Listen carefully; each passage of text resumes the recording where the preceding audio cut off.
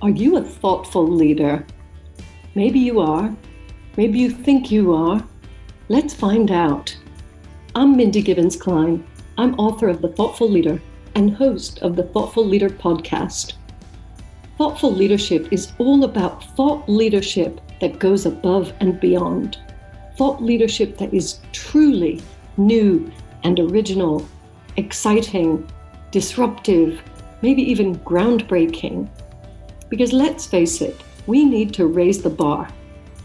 My guests and I are absolutely obsessed with finding truly original thought leadership, and I'm going to bring you so many exciting ideas and opportunities, things for you to think about, and chances for you to push your thinking that you'll be very glad you tuned in. So thanks so much for checking out Thoughtful Leadership and the Thoughtful Leader podcast. I look forward to connecting with you very, very soon. Welcome to the show. My guest today is the amazing thoughtful leader, Louise Baldock. Wow, she has some information for you that you have not heard before. I'm excited because she really does help mostly business owners, but individuals as well, an extensive background in wealth management, business, and rescuing businesses. There's so much to cover. I hope we have time. Anyway, we better get started. Hi, Louise.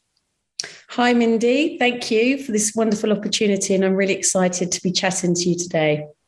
Well, from a conversation we had, maybe it was a month or two ago, I was stunned at the experience that you've had and the insights and just how you approach things. And this is the Thoughtful Leader podcast. So we are thoughtful about every topic that we discuss here, but especially if somebody has created a business and it's their baby and it gets into trouble. I think that requires a lot of thought. So I think that's probably the most unique part about what you're doing out there. Why don't you share a little bit about this rescuing businesses and how you got into it? Okay, so I've been in financial services for in excess of 30 years. And I've always been big on building relationships with people, really getting to know them, understand what's important to them, what they're trying to achieve. And from that, people gain, I gain trust and, integrity to be able to go in and understand. And I started off, it was a bit by accident, really. I was invited into one of my clients to review their business, what was going on. And I discovered that the financial controller had been stealing all the money. She'd taken over £2 million and was about to put the company into liquidation. So it was by chance. And ever since then, you've been kind of caped crusader. I was going to say Robin Hood, but you don't steal from the rich. So what drives you to continue with this work? Okay, because there's a lot of people that depend on a business. It's not just the business owner. There's the employees, there's the supply chain, if it is a supplier. So you're talking about a lot of people affected when a company goes down. And there's one thing about discovering where the hole is in your ship, but there's another how to fill it back up. And people don't understand the options. They've got so much pressure on them. And the first thing you need to do is find out, where is it going wrong? How is it going wrong? What are my options? Should I consider administration or liquidation? What are the differences between administration and liquidation? Will the bank work with me? How do I negotiate with my creditors? How do I keep my staff on board? Because people are worried. They don't know if they're going to have a job, if they're going to get paid next month. So there's an awful lot of plates to spin. And it's really key that you know your stuff and you know your options and you're comfortable. And it starts off with the figures and can it be recoverable?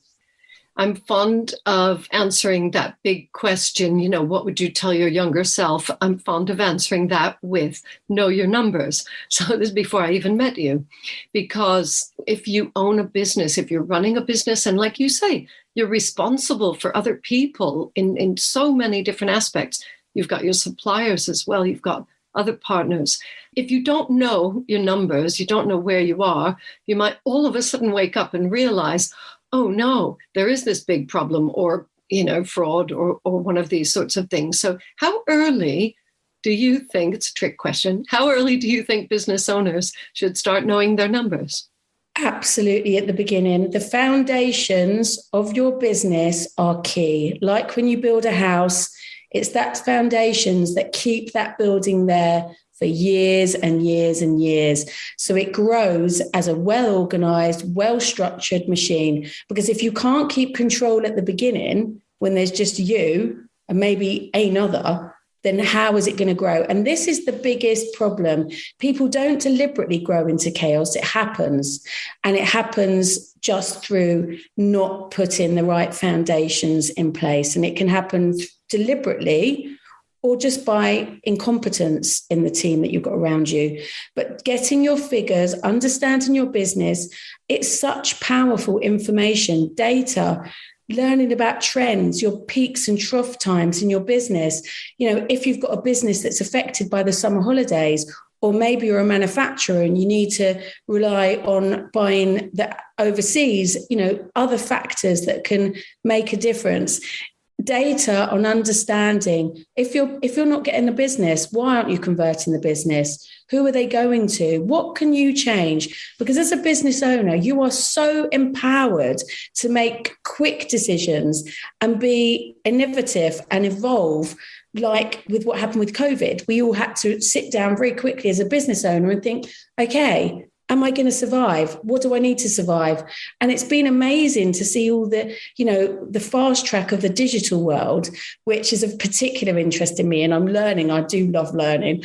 And so, you know, as a business owner, you have to be able to recognize, and also that you need help. You can't necessarily, you're not good at all areas. I'm really good at taking back control, reining in sometimes that creativity and urges where people just get carried away and say, okay, we need to look at the black and white facts. How much is this costing? How much are we making? Who do we need? When are we going to get our money back? Like all the questions they ask on Dragon's Den. And the best ideas fail because they haven't looked at the numbers.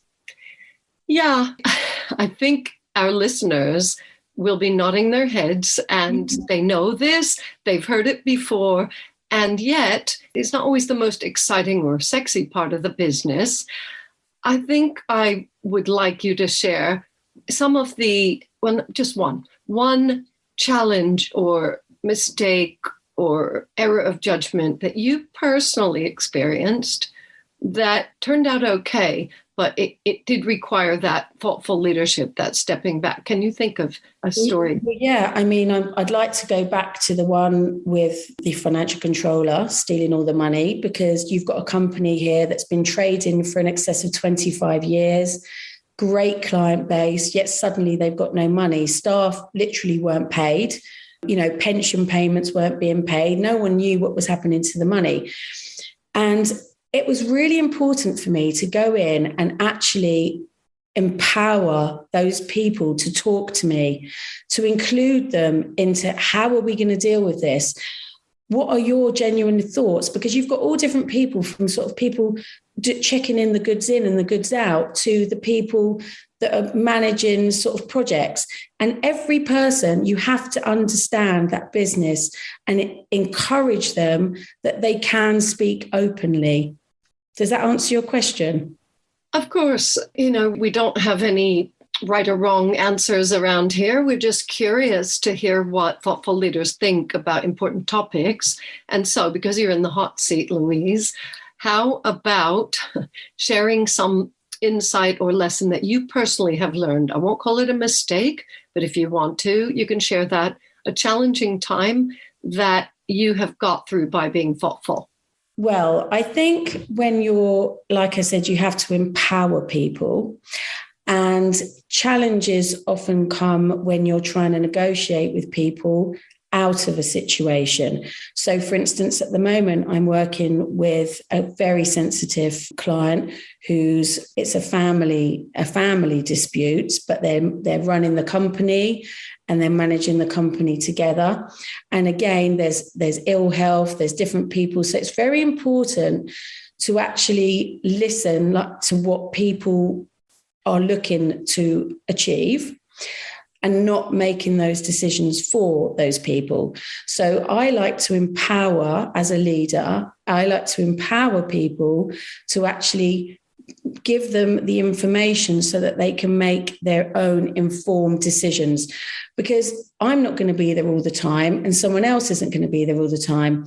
So I've had to learn personally that it's not necessarily my way is always the right way. So as a leader, I actually need to take a step back, think about what other people are trying to communicate, what they're trying to achieve, and empower them with the tools to get to where they need to be and not make the same mistakes again. Well, I don't know if you were like me in your 20s or 30s. I think so, but am I right in thinking that you used to be a bit more forceful or directive and, just running in there, bull in a china shop, or was that just me? No, I think I still am. I'm very direct. Okay. You can't work with me if you don't want me to be direct. I will hold the mirror up to you and say, you need to look in this mirror. If you want me to help you, this is what you want to get to. This is what you have to. But that's a leadership. And that's as a fellow leader, because sometimes if I go into a company, I am dealing with a leadership level. Often they haven't got time to be dithering around. We've got to make very quick decisions. But then we've got to empower the other levels within the business to also be able to make those decisions. So you definitely have to set back. You have to be very reflective, and you have to think about the audience you're targeting, because everybody's different. So I used to like to have, I think it's really important, depending on the size of the business, but you always have a person representing the different part of the business in a meeting where you all understand and share your views. And you must be encouraged to be open with your feedback. You can't just nod your head and say yes because you're worried that the owner of the business is going to get the hump. Because actually, if it's feedback that can make a difference, which is better for everybody, then you have to be encouraged to have a voice. And I think that's one of the worst mistakes that leaders make. They don't listen to all aspects of their business, because often it's your person in the front line that knows what's going wrong. But if you only empower the more senior people to come in, you're never going to know. And for me, when I was running the previous business, when I had to go in, there were 70 staff. And I walked around every aspect of that business. I connected the warehouse with the management people. They couldn't believe those warehouse people. They knew what was going wrong. They knew how long it was taking and what was causing the delays. And a lot of the time it was communication. So I like to marry that whole team and make people feel important, because they are important, and every single part of that puzzle. And I knew every single person in that business, and they knew me. Out of 70 people, and they would often, can I have time to talk to you? And if I didn't have time to talk to them at that very moment, I would have made time, because what they've got to say is important. And if it's in their personal life, I had one girl, her English wasn't her first language. She'd found something wrong with her. And I made a point of calling the doctor. I actually went to the hospital with her to get it sorted out, because I benefit from that in the long term, because I've got somebody that's not off sick constantly. I'm not saying you have to do that all the time, and you can be, but again, you have to think about what can you offer your employees to make, as a leader, to make them more happy and able to come and do their role. Wow, I can really picture you going around and meeting with and supporting all those employees. And I'm sure many of our listeners and viewers are wishing that you worked with their organization. And I know you only work with a few at a time, because it's really intense what you do. So how do you personally manage your own emotional state? Because, you are high energy, like me, like many thoughtful leaders, and you're dealing with high energy situations that are very complex, and especially getting to know all these people and being empathetic. How do you not associate too much and let it affect you? Okay, that's an excellent question. I drink lots of wine. Apart from that, on one hand, I am a passionate person. I'm passionate, I'm dedicated, I'm focused, and you have me 200%. And if I'm not like that, then I can't do my job as well as I do it. So I don't want to change the way I am. And I spent my younger years questioning the way I am. But actually, that's actually a really good trait that I have. But I do need to relax. And I have my horse. So Friday, for instance, I had a really difficult day and I went out hacking with actually a client of mine on the horses, and it was fantastic. And that actually is and even just grooming the horse. So the horse is a really important part of my life. Well, I'm sure not everybody's able to be with a horse, but there's some parallel. They can do yoga, they can walk in nature, they can meditate. I'm sure people know what to do. How do you recognize when it is time to do that? So, okay, Friday, you thought, okay, this has been a stressful time to see the horse. Does it ever go so far that you're at risk of burning out or just getting, to the point where you can't sleep and things like that? Yeah, I mean, when you're rescuing a business, it is very intense and it needs the support and cooperation and dedication of all those involved. And it's costly. That's why I prefer to do the nurturing, building the foundations from the start. So, when you're dealing as well with so many third parties, the legal system for a start, that is a whole different topic of conversation. When we as law-abiding citizens do the best, we build the foundations, we put all these arrangements in place, but then it's up to us to uphold them. And when people don't, and you have to take legal advice, and then finding the right people. So, yeah, to answer your question, I have to limit the people that I work with for a start. And I like to take, time away, and I have to do that. And I think I'm really lucky that my husband does recognize that. And he would be really supportive of me and say to me, Louise, whilst you're really dedicated, you can't take everything on your shoulders. So it is difficult for me to relax. Actually, I do find that I get quite involved, which is good and it's bad. So that's something I need to work on. That's an area of my personal development, to be honest with you. Well, we have a lot of episodes here that you can listen to and people you can meet. And I know simply being aware of it, this is what we say here. I've said it many times on the show. Awareness is the first step. So it's really great that you recognize that. You'll be aware when it comes up. You can't always control it. I imagine you can't just say, oh, I'm really stressed, I'm off, if there's a trial coming up or something like that. You can't just take off. So let's just talk about your personality, since you brought it up. Well, you said personal development, but it is important for people to be true to themselves. And the thoughtful leader spends time thinking about whether they want to improve any aspects of themselves, not change, but improve. And that's not what I'm going to ask you. If you think what else are you going to improve? It's not about that. But it is about, you said limiting the clients. So I want to pick up on that. Is it limiting the number of clients, or are you also picky about the type of clients, personality, character, anything like that?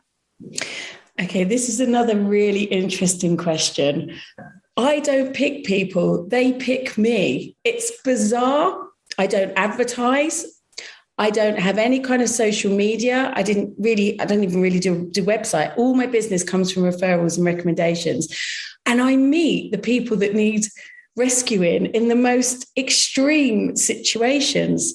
So, but if I had to pick the person, they have to understand that this is not going to be easy.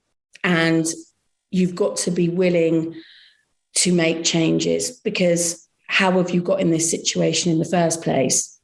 So I have to be able to have the full commitment of the decision makers that they want to make the changes, and often retrain themselves, because you have to learn from your mistakes. I think that's what experience is. Experience is you've done something, it's gone wrong, and you have to change. And that is the biggest issue that I come across with people. They have got themselves into this situation, whether it's through bad management, lack of control, listening to professionals, taking bad professional advice.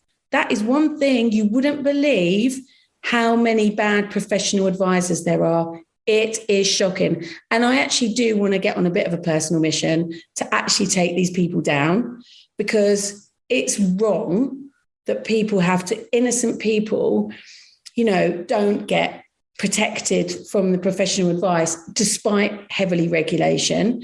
And that includes sort of even like it when you have to go through the legal system. So, you have to admit, if you've got your business, that you do need help, and you have to reflect back on where it went wrong. A lot of people can't do that.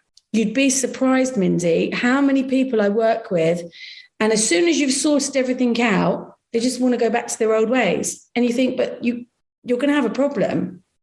Thank you, because we believe in that here, about taking responsibility and the fact that you can't always take the easy path. In fact, the thoughtful leader usually doesn't take the easy path. But I think at the beginning, you'll say to a prospective client, this is not going to be easy, and we're going to uncover stuff, and you're going to need to be honest. And I'm sure they'll be, yeah. So I think it's only when the rubber meets the road, as we say in the US, when it gets tough and these things start coming to light, and they realize that they've personally made the mistakes, or they personally have to work really hard to fix it. I think that's when many people do feel like giving up and going back. But what would make the difference? I mean, what have you seen? Well, for some people, they have no choice. They're going to lose everything. I mean, that is another aspect of, sort of like when I'm giving people financial advice and looking at turning around their businesses, what are the options, what's gone wrong? A lot of people, they're going to lose everything, because nowadays we see more and more directors having to give personal guarantees. So, and this is just going to get worse and worse and worse. And their homes are often tied up in it. They might have been at a certain age that, to start again, if you're sort of like in your 30s, you can recover, maybe in your 40s, but you get to your 50s and your 60s and you've now lost your business and you've lost your home.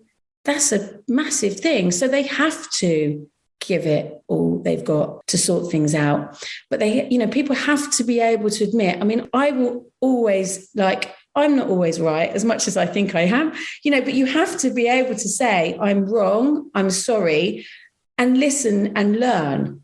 I mean, learning, that's one of the biggest, things. I love learning. I love talking to you. I loved our drinks that we had in London, which were fantastic, because you get to meet with different people that I would never normally meet, and you get to listen to their opinion. And I do think that's an age thing.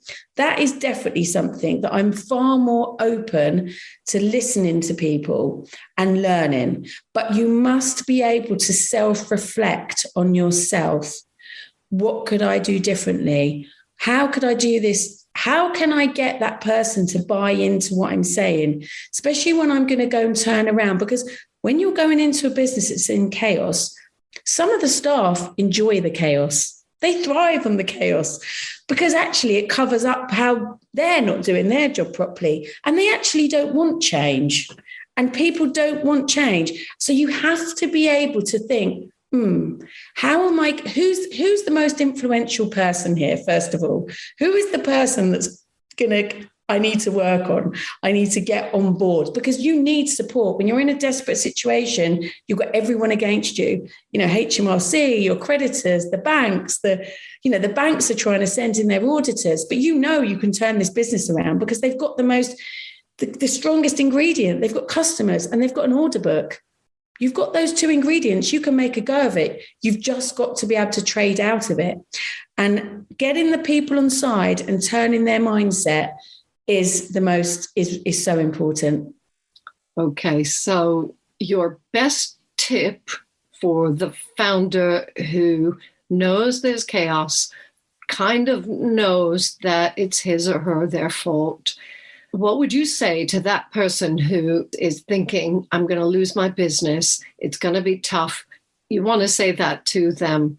when it gets to that tough point, what advice do you have for any business owner who is about to lose that business? I think they need to drop because a lot of the time it is down to ego and arrogance that people don't actually want to necessarily listen and see that and admit that there's a problem. And I would say, if something doesn't feel right, because it isn't, or something doesn't sound right, you as a business owner, it doesn't matter how big your business is, you need to know what your money is. What have you got coming in this month? How many books have I sold? How many people didn't we convert? And if you don't have it, you don't know that data, why not? What do your accounts look like? Why are you suddenly showing deteriorating profits? They're the things you need to know. And if you don't know that, you need to sort it out straight away and actually listen, take advice and listen. I don't know what I was expecting, but it wasn't the tough love coaching as if you're already in a session.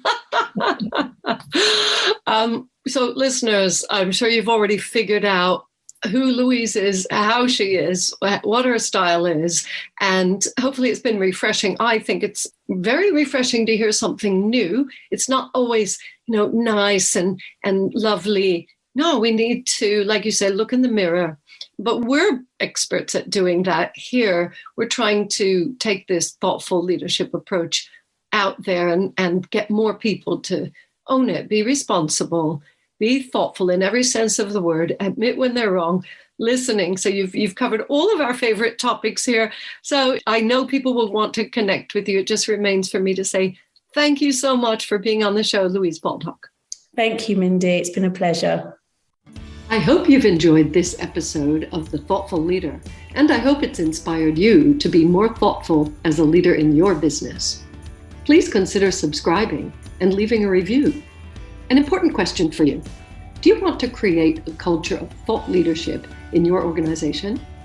My best-selling book, The Thoughtful Leader, is available now on Amazon and many other sites in paperback, ebook, and audiobook formats. Please visit www.mindygk.com for more great content. That's www.mindygk.com. Speak to you again soon.